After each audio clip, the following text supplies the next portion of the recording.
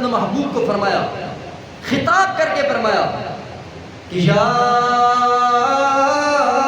ایھا النبی حسبک اللہ ومن اتبعک من المؤمنین۔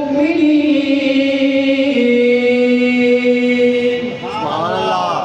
اب اس آیت کی تفسیر کے اندر امام طبرانی نے المعجم الکبیر کے اندر اس کا شان نزول ذکر فرمایا ہے۔ امام جلال الدین سیوطی نے تفسیر در منصور میں، امام طبری نے تفسیر طبری کے اندر، تفسیر حاصل کے اندر، تفسیر سوری کے اندر، تفسیر نشاپوری کے اندر، حضرت ابراہیم حقی نے تفسیر حقی کے اندر، امام الوزی نے روح المعانی کے اندر ذکر فرمایا ہے۔ حضرت ابن عباس رضی اللہ تعالیٰ عنہ آپ روایت کرتے ہیں لما اسلم عمر، اور جب حضرت عمر فاروق رضی اللہ تعالیٰ عنہ آپ اسلام لائے، قال المشرکون قد انتصف القوم منا اليوم، مشرک کہنے لگے آج ہم دو حصوں میں بٹ گئے، ہم آدھی قوم رہ گئے ہیں۔ وانزل اللہ تعالی، ادھر مشرکین کا یہ رونا تھا، ادھر مشرکین کا یہ بویلا تھا۔ ایک حضرت عمر کے اسلام لانے کی وجہ سے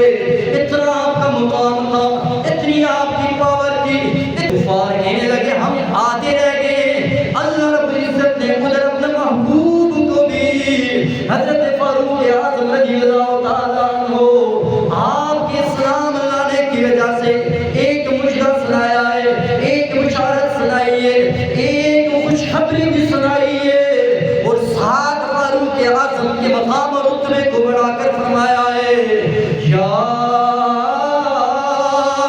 ایھا النبی، ہو خیر کی خبریں دینے والے میرے سنے نبی، حسبک اللہ ومن اتبعک من المؤمنین،